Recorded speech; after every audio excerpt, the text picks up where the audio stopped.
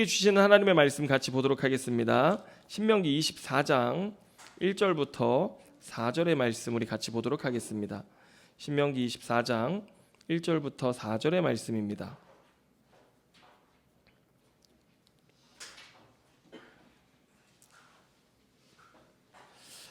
네, 우리 찾으셨으면 한 목소리로 합독하도록 하겠습니다. 다 찾으셨으면 아멘 하시기 바랍니다. 네, 1절부터 읽습니다. 시작. 사람이 아내를 맞이하여 데려온 후에 그에게 수치되는 일이 있음을 발견하고 그를 기뻐하지 아니하면 이혼 증서를 써서 그의 손에 주고 그를 자기 집에서 내보낼 것이요 그 여자는 그 집에서 나가서 다른 사람의 아내가 되려니와 그의 둘째 남편도 그를 미워하여 이혼 증서를 써서 그의 손에 주고 그를 자기 집에서 내보냈거나 또는 그를 아내로 맞이한 둘째 남편이 죽었다 하자 그 여자는 이미 몸을 더럽혔은즉 그를 내보낸 전 남편이 그를 다시 아내로 맞이하지 말지니 이 일은 여호와 앞에 가증한 것이라. 너는 내 하나님 여호와께서 내게 기업으로 주시는 땅을 범죄하게 하지 말지니라. 아멘. 자, 오늘 이 말씀을 가지고 하나님 나라 청사진 24번째 말씀을 함께 나누도록 하겠습니다.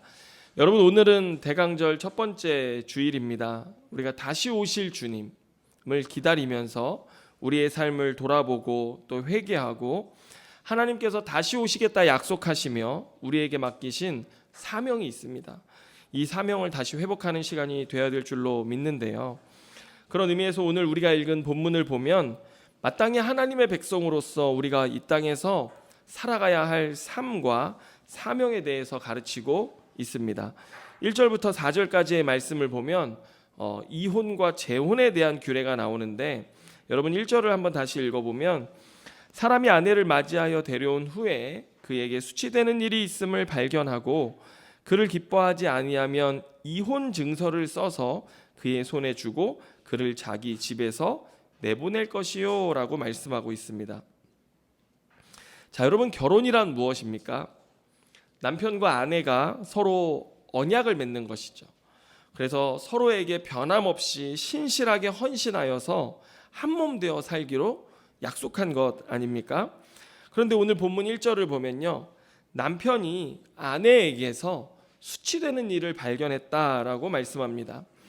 여러분, 고대에는 남성의 권위가 절대적이었기 때문에 오늘 본문에 여성의 목소리 있습니까, 없습니까? 없습니다. 여성의 목소리는 전혀 들려지지 않고 있어요. 그래서 사실 오늘 본문에 수치되는 일이 무엇인가 알 수가 없습니다. 그 여인의 삶에 어떤 수치된 일이 있는지 알 수 없어요.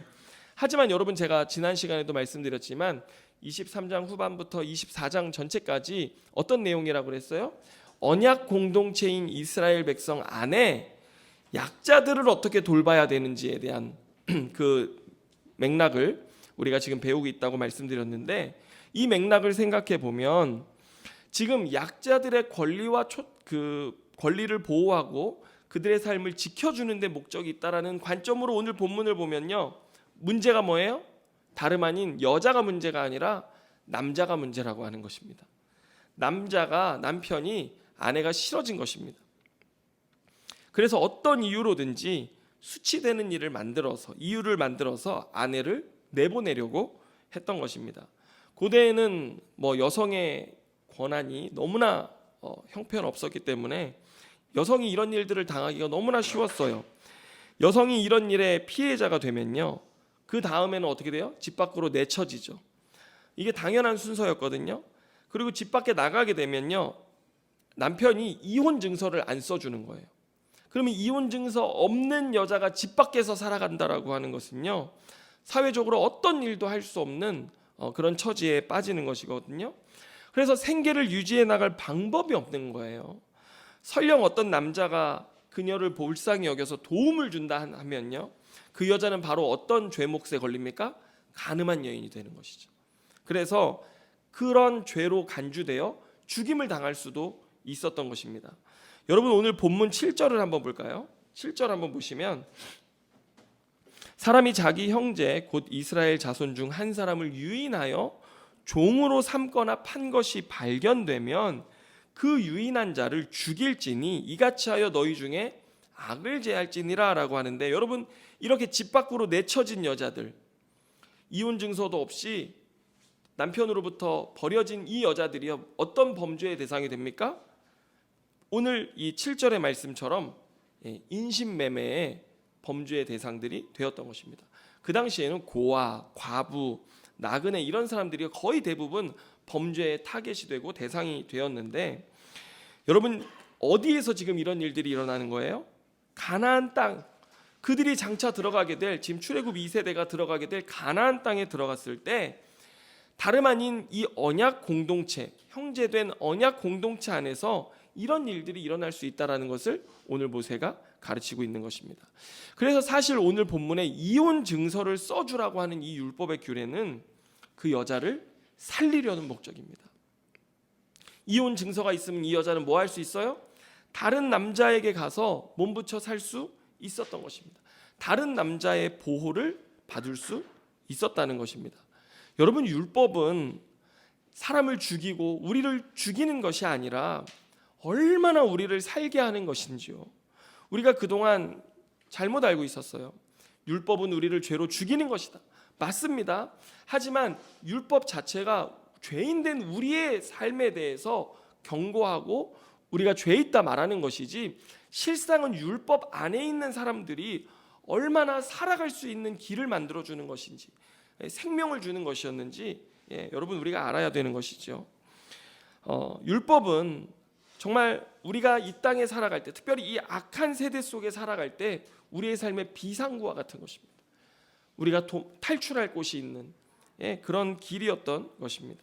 여러분 예수님께서도 마태복음 19장 8절을 보면요, 이렇게 말씀합니다. 예수께서 이르시되 모세가 너희 마음의 완악함 때문에 아내 버림을 허락하였거니와 본래는 그렇지 아니하니라, 이렇게 말씀하십니다.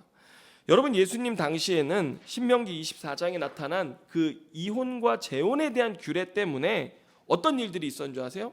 사람들이 이혼장을 마구 써주는 겁니다.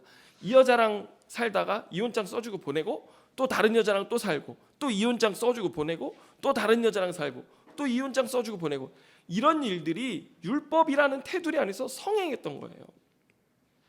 그래서 주님은 오늘 그러한 그들의 삶의 행태를 보고 뭐라고 말씀하시는 거예요? 너희 마음 안에 완악함이 있다라고 말씀하시는 것입니다. 여러분 인간이 얼마나 완악한지요. 율법까지도 이용해서 그 안에서 자기가 할 수 있는 온갖 악을 범하는 것이 바로 인간입니다. 그런데 여러분 예수님 누구십니까? 하나님의 본체 그분이시잖아요. 율법을 제정해 주신 그분이시잖아요. 하나님이 이 땅에 오셔서 뭐라고 말씀하십니까? 창세기 2장에 뭐라고 말씀하셨어요? 둘이 합하여 한 몸 되게 하신 것을 사람이 나눌 수 없다. 여러분 이 구절이 하나님이 가정과 부부에게 주신 진리의 말씀입니다. 그런데 모세 당시에 왜 이혼 증서를 써줬어요? 사람들이 하도 악하니, 그들이 너무 악해서 이 여성들을 보호하려는 차원에서 율법을 하나님이 허락하신 거예요. 그래서 남성들의 그 악함 때문에 이 여성들을 보호하시려고 율법을 줬는데, 이들이 이제는 그 율법 안에서 더 악을 행하자 오늘 예수님께서는 그 창세기 2장의 말씀을 선언하신 하나님으로서 이 땅에 오셔서 너희들의 율법을 이용하는 그러한 행태조차도 더 악한 것이라고 오늘 말씀하시고, 주님은 다시 어떤 말씀으로 돌아가세요? 창세기 2장의 말씀, 사람이 나눌 수 없다라고 하는 그 말씀으로 돌아가셨던 것입니다. 여러분 율법의 목적이 무엇일까요? 로마서 3장 20절 말씀에 보면 이런 말씀이 있습니다. 그러므로 율법의 행위로 그의 앞에 의롭다 하심을 얻을 육체가 없나니 율법으로는 죄를 깨달음이라, 이렇게 말씀합니다. 여러분 율법의 목적은 우리 안에 있는 죄가 무엇인지를 깨닫게 하는 것이 그 목적이라는 것입니다. 여러분 따라서 오늘 우리 안에 있는 죄가 얼마나 악한지요. 사실 우리가 싸워야 할 진정한 싸움, 진정한 영적 싸움은 뭔지 아십니까? 내 안에 있는 죄와의 싸움입니다. 마귀를 물리치고 우리가 그런 거 하지만요, 사실상 가장 우리가 싸워야 할 치열한 영적 전쟁의 현장은 우리 안입니다. 그래서 오늘 본문은요, 여성을 보호하려는 목적도 있지만 그 이전에 이미 우리 안에 있는 죄된 부패함이 어떤 것인지를 깨닫게 하는데 이 말씀의 목적이 있다라고 하는 것입니다. 그래서 내 안에 있는 이 더러움의 부패함이 가정을 더럽히고, 이젠 더 나아가서 어딜 더럽혀요? 세상을 더럽히기 시작하는 것입니다. 특별히 가나안 땅을 더럽히기 시작했다라고 하는 것입니다. 오늘 본문 4절을 보면요, 남성의 이 악함 때문에 여성도 더럽혀집니다. 4절 보세요. 그 여자는 이미 몸을 더럽혔은즉, 첫째 남편, 둘째 남편 다니면서 이미 몸을 더럽혔은즉 그를 내보낸 전 남편이 다시 아내로 맞이하지 말지니 이 일은 여호와 앞에 가증한 것이라. 너는 내 하나님 앞 여호와께서 내게 기업으로 주시는 땅을 범죄하게 하지 말지니라. 이렇게 말씀합니다. 죄가 아내까지 더럽혔어요. 그런데 이 아내가 이제 다시는 또 어디로 돌아가려고 그래요? 첫 번째 남편, 두 번째 남편이 있다가 첫째 남편으로 또 돌아가려고 하는 거예요. 여러분, 이런 일들이 계속 가나안 땅에서 반복된다고 생각해 보세요. 이 여자랑 살다가 이혼증서 써주고, 또 이 여자랑 살다가 이혼증서 써주고, 또 다시 이 여자가 돌아오겠다 하면 또 이 여자를 받아주고, 이런 일들이 반복되기 시작하면요, 어떤 일들이 있을까요? 간음하지 말라라고 하는 하나님의 계명이 이 땅에서 무너져 버리는 것입니다. 그래서 이 기준이 무너져 버리기 시작하면요, 이 땅은 완전히 더럽혀지고 하나님 그것을 가증하게 여긴다라고 오늘 성경을 통해서 말씀하시는 것입니다. 여러분, 이뿐 아닙니다. 오늘 우리가 읽은 24장에는요 이와 유사한 이야기들이 많이 있는데, 여러분 6절을 한번 보시겠습니까? 자, 6절 말씀을 보면 사람이 맷돌이나 그 윗짝을 전당 잡지 말지니 이는 그 생명을 전당 잡음이라. 이렇게 말씀합니다. 여러분, 경제적인 어려움에 처한 형제에게 돈이나 곡식을 구워줄 수 있어요, 그죠? 그런데 돈이나 곡식을 구워주고 나서 전당을 잡아오는데 뭘 잡아오는 거예요? 맷돌 윗짝을 가지고 오거나 맷돌을 가지고 와버리는 거예요. 여러분, 이거 뭘 의미하는 겁니까? 잔인함이죠. 우리가 속담에도 어이가 없다는 말이 있지 않습니까? 이 곡식을 주고 곡식 갈아서 먹어야 되는데 어이를 빼가지고 와버리면은 그거 어떻게 먹으란 말이에요? 마찬가지인 것이죠. 맷돌 윗짝과 맷돌을 가져와 버리면요, 곡식 주고도 그걸로 살아갈 수가 없는 거예요. 심지어 그들이 곡식을 갈아야지 그것으로 뭐 전을 부치든지 빵을 만들든지 해서라도 그 돈을 갚고 이자를 갚을 거 아닙니까?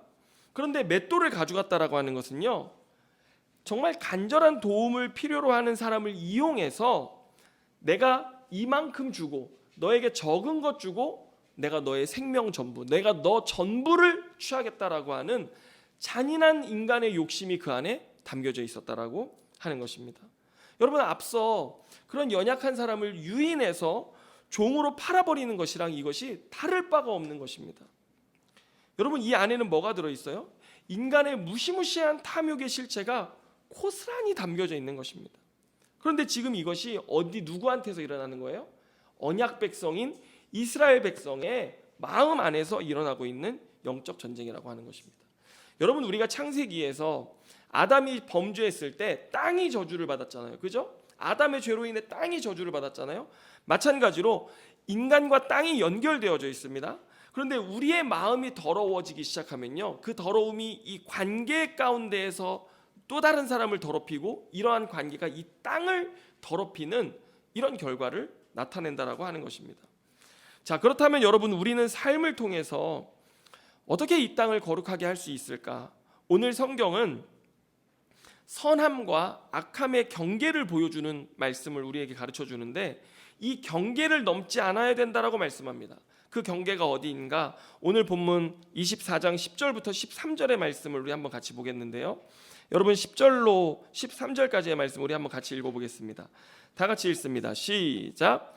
내 이웃에게 무엇을 구워줄 때에 너는 그의 집에 들어가서 전당물을 취하지 말고 너는 밖에 서 있고 내게 꾸는 자가 전당물을 밖으로 가지고 나와서 내게 줄 것이며, 그가 가난한 자이면 너는 그의 전당물을 가지고 자지 말고 해질 때에 그 전당물을 반드시 그에게 돌려줄 것이라. 그리하면 그가 옷을 입고 자며 너를 위하여 축복하리니 그 일이 내 하나님 여호와 앞에서 내 공의로움이 되리라. 아멘.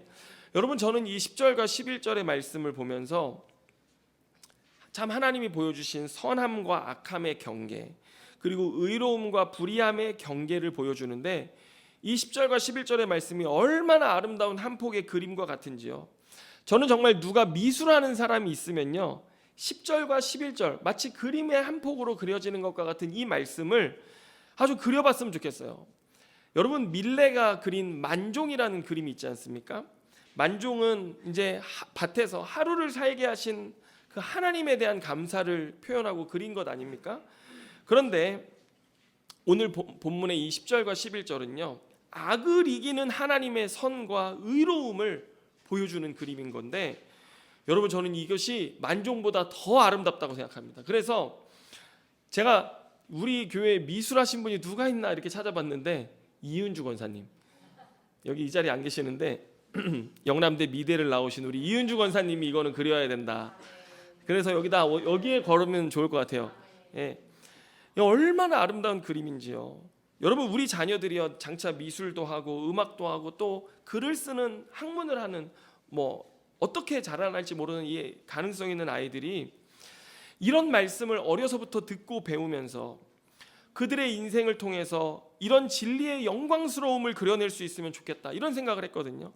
탐욕으로 어두워진 이 세상에 사람들이 그 루브르 박물관 이런 데 가면은 이렇게 그림이 있잖아요. 그걸 보는데 그 한 폭에 담긴 그림 안에 의로운 빛이 막 비춰오는 거예요. 그래서 정말 세상은 어둡고 악한데 그 한 폭의 그림을 통해서 세상을 따뜻하게 만들어낼 수 있는 그런 힘과 능력이 우리 다음 세대들의 삶을 통해서 필체로, 그림으로, 음악으로 나타날 수 있다면 여러분, 얼마나 아름답고 영광스러운 것입니까? 아멘입니까? 여러분, 정말 우리가 대강절을 지내고 있는데 다시 오실 주님을 기다리는 이 대강절에 정말 우리에게 필요한 것 무엇입니까?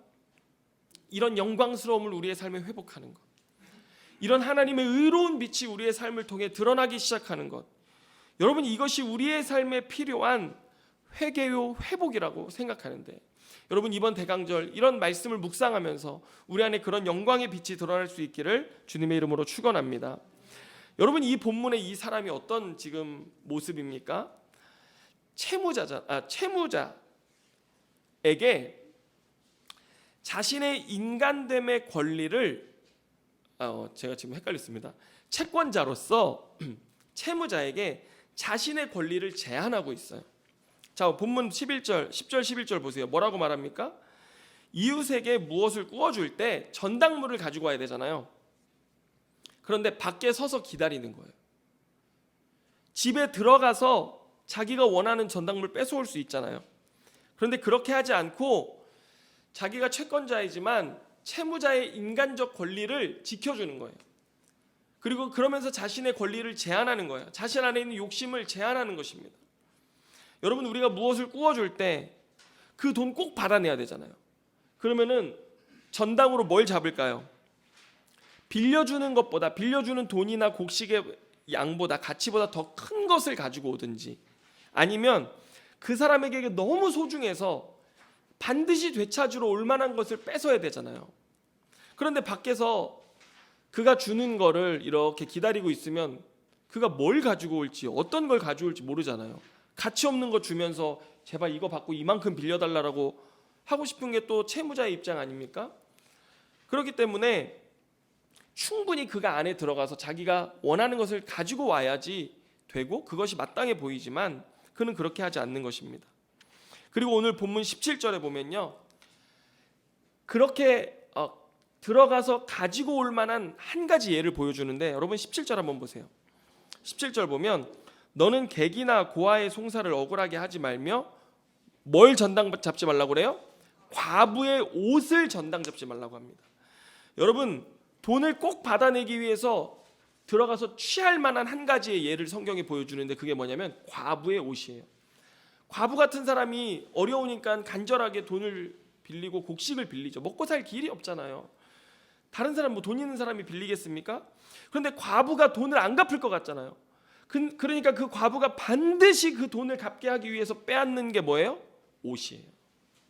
여러분 당시 옷 어떻게 돼 있는지 아시죠? 통으로 짠 옷이에요. 안에 뭐 속옷이 있을 수도 있고 없을 수도 있는데요. 그 옷을 집에 들어가서 벗겨가지고 오는 거예요.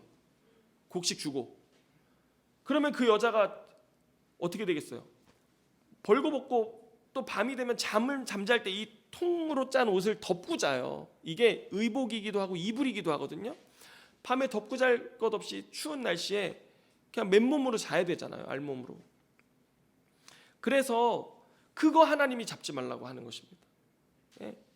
이게 보통 세상이 전당 잡는 방식인데, 여러분 또 하나 오늘 여기 17절에 법의 냉혹함이란 그것이 무엇이냐면, 객이나 고아나 과부가 이런 억울함 때문에 재판하잖아요. 아니 저 사람이 가져가도 너무나 이렇게 잔인하게 내 옷 하나 남아있는 거 이거 가져갑니까? 라고 재판정에 말할 수 있잖아요. 그런데 재판이요 어떻게 됩니까? 재판 누가 이길까요? 채권자가 이기죠, 당연히. 왜냐하면 이 사람은 자기 것을 빌려줬기 때문에 빌려준 것을 받아야 하고, 그러기 위해서는 이거라도 전당을 잡는 것이 채권자에게 마땅한 것이기 때문에 법이 누구의 손을 들어줍니까? 채권자의 손을 들어주는 것입니다. 잘못한 게 없다라고 하는 거예요. 그런데 오늘 이렇게 냉혹한 세상에 따스한 온기를 가진 한 사람이 등장하는데, 그게 바로 10절과 11절의 사람인 거예요. 무엇을 빌려줄 때 이 여자가, 이 과부가 뭘 가지고 올지 몰라요. 그런데 기다리면서 그 과부가 내어주는 전당물을 받아오겠다라고 하는 것입니다. 얼마나 따뜻한 사람인지요. 그런데 여러분 오늘 본문에 보면요, 참 그 과부가 벗어준 옷이 그의 전당물, 그가 밖에서 기다렸을 때 과부가 옷을 벗어서 그에게 줬다라고 이야기를 해요. 여러분 12절 13절 보세요.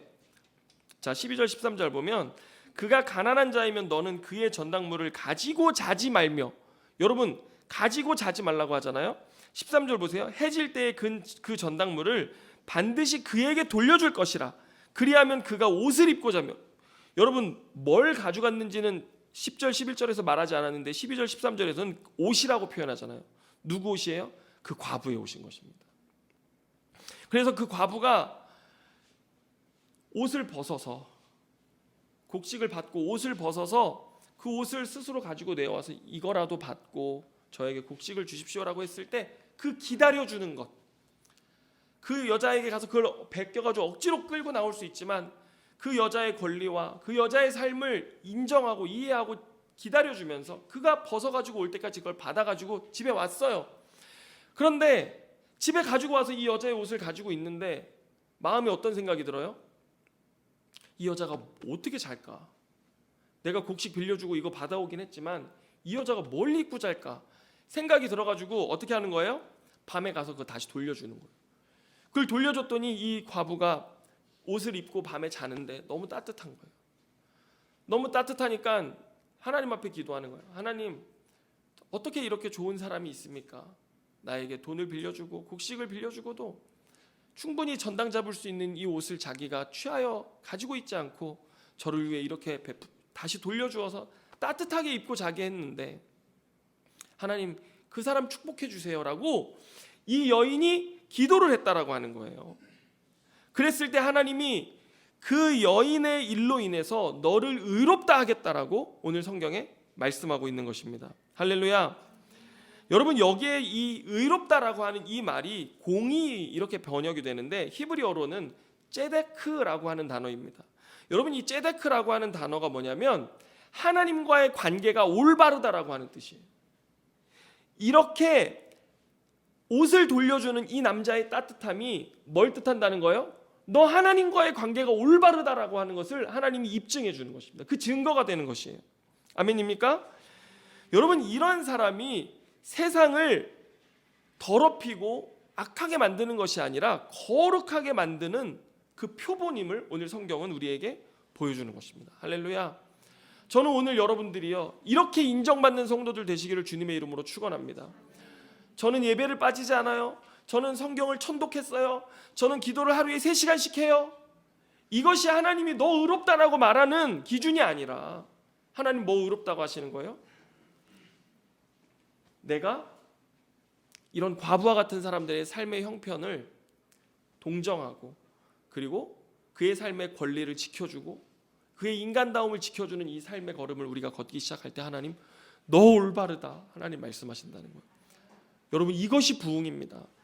우리 교회 안에 일어나야 할 참된 부흥, 하나님 다시 오셨을 때 우리에게서 찾으실 것 무엇이겠습니까? 헐벗은 자에게 먹을 것을 주고 목마른 자에게 마실 것을 주고 그런 자들을 나그네를 영접하는 삶, 이것이 하나님이 의롭다고 하는 삶이라고 제가 지난 시간에 말씀드렸잖아요.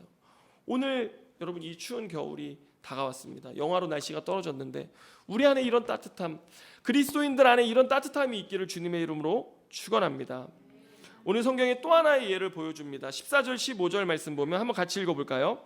시작. 곤궁하고 비난한 품꾼은 너희 형제든지 내 땅 성문 안에 우거하는 객이든지 그를 학대하지 말며 당일에 주고 해진 후까지 미루지 말라. 이는 그가 가난함으로 그 품삯을 간절히 바람이라. 그가 너를 여호와께 호소하지 않게 하라. 그렇지 않으면 그것이 내게 죄가 될 것임이라. 여러분 당시에 가장 가난한 사람들이 누구냐면요, 품꾼입니다. 오히려 노예는요 가장 가난하지 않아요. 왠 줄 아세요? 주인의 소유가 되었기 때문에 밥 굶을 걱정은 없어요. 가족들이 다 그 노예로 들어가면요 처자식들이 굶어 죽을 이유는 없습니다. 그런데 품꾼은요 굶어 죽을 수 있어요. 그래서 하루 벌어 하루 사는 사람이 오늘 본문의 품꾼인데 하루 일을 했어요.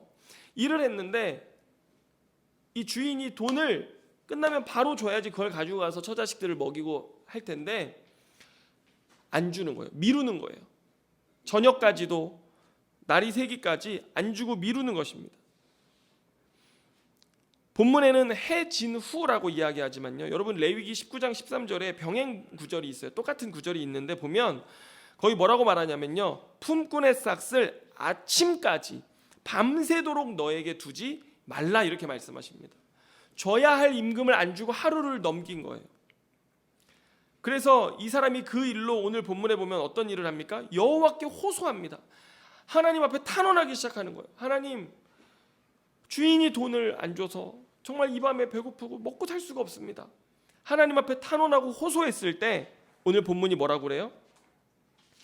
하나님이 그것을 죄로 여긴다라고 하는 것입니다. 여러분 이건 뭔 뜻이에요? 너 하나님과의 관계 올바르지 않다라고 주님 말씀하신다는 것입니다. 여러분 그 사람의 탄원과 호소가 그 주인의 삶이 하나님과의 관계에서 빗나간 이 죄의 관계로 있다라고 하는 것을 증언한다라고 말씀하는 것인데, 여러분 우리 안에 의로움과 죄의 경계, 선과 악의 경계는요 어떤 것이에요? 오늘 성경이 말하잖아요. 아내를 향해서 내 안에 다른 욕심을 품기 시작하는 것, 이것이 그 경계선이고요. 맷돌 윗짝을 빼오느냐 그냥 두느냐, 이것이 그 경계선이고요. 전당물 어차피 받을 건데 그거를 안에 들어가서 베껴가지고 오느냐 아니면 벗어서 줄 때까지 기다리느냐, 또 그 옷을 받아서 밤이 되기 전에 돌려주느냐 아니면 밤이 지나도록 붙잡고 있느냐, 그리고 어차피 줄 임금을 제때 주느냐 늦게 주느냐. 하나 더 추가한다면 우리 지난주에 봤던 것처럼 밭을 추수할 때 싸그리 추수하느냐 이미 지나온 것은 남겨두느냐, 이것이 하나님이 우리의 삶에 너 나와 올바른 관계에 있다, 너 죄된 관계에 있다라고 주님이 말씀하시는 증거라고 하는 것입니다.